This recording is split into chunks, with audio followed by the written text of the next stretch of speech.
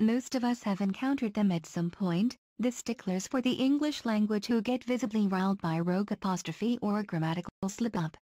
But new research has uncovered some traits that so-called grammar Nazis all seem to share. They are introverts who are also likely to be disagreeable by nature. Extroverts by comparison are far more likely to be relaxed about grammatical errors and typos.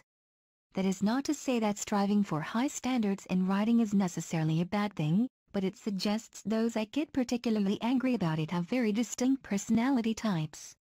While there have always been self-appointed grammar police who feel the need to highlight errors on the signs, adverts and literature around them, social media has given them new outlets to vent their rage.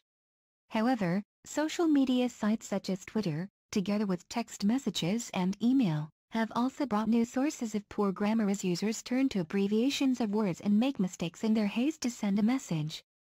To examine what kind of people are most bothered by this, a team of linguists at the University of Michigan in Ann Arbor studied the reactions of a group of volunteers to emails containing grammatical mistakes. They had expected to find similarities in age, sex and education among those who react most vigorously to these kind of errors. Instead, they discovered these factors actually played little role in whether someone would become irritated by poor grammar and typos. They were associated with some specific personality types, though. Writing in the journal Public Library of Science 1, linguists Professor Julie Boland and Professor Robin Queen, who conducted the study, said different sets of personality traits were relevant for the two types of errors.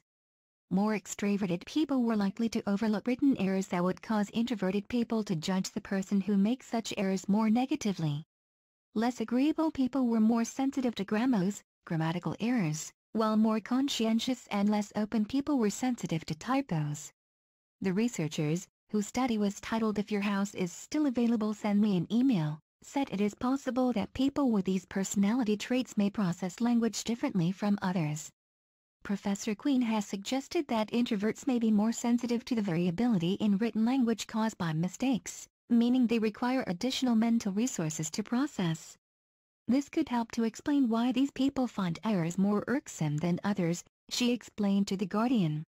To conduct their study, the researchers asked 83 volunteers to imagine they had placed an online advert looking for a new housemate.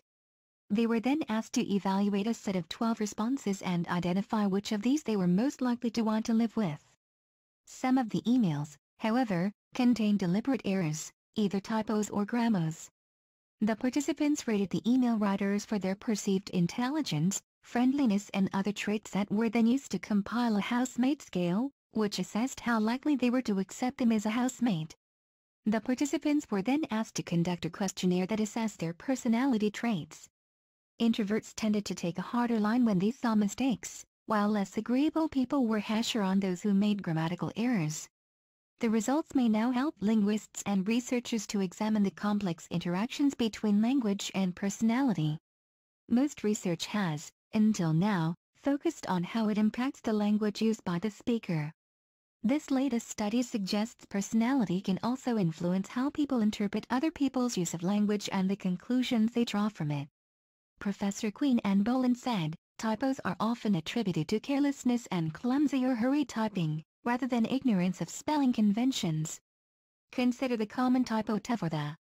When we encounter this typo, it doesn't occur to us that the writer doesn't know how to spell "the." Instead we assume that error was caused by a mechanical problem, maybe the writer was typing in a rush or using a suboptimal keyboard. In contrast, when we encounter a grammar, like "to" for "to," we may wonder if the writer is ignorant of the "to" distinction. If so, the attributions associated with grammars are more personalized and may thus be more likely to impact other unrelated assessments of the writer, such as trustworthiness, compared with the more neutral attributions associated with typos.